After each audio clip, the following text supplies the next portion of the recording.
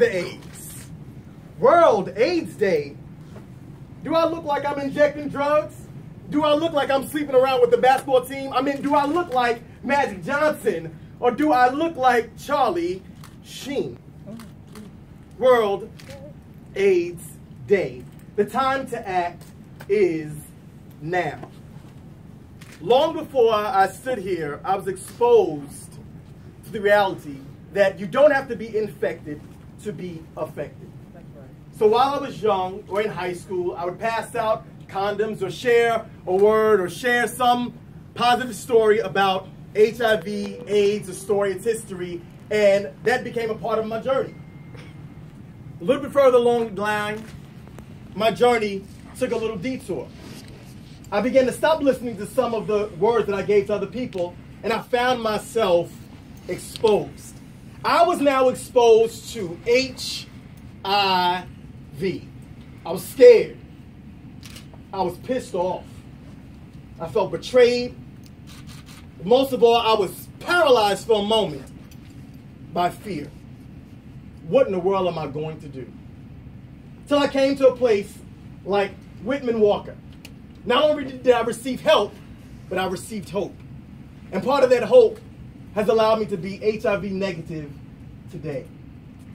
But again, you don't have to be infected to be affected. So now that I am a part of a community who is negative in the sense, what then is my responsibility?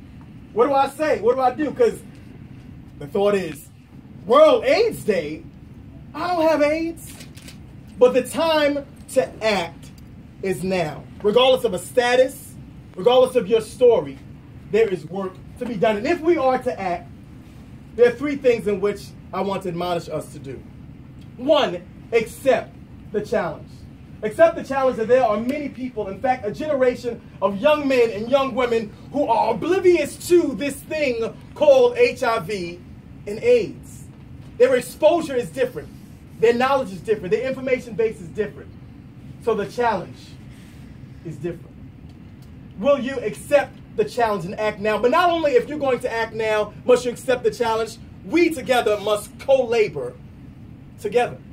We're not an island to ourselves. We don't have to tell the story on our own, but there are many people, there are many organizations, there are many advocates in which we can join alongside and just live in that truth. Not only if we're going to act, by accepting the challenge, by co-laboring together, we must tell our truth.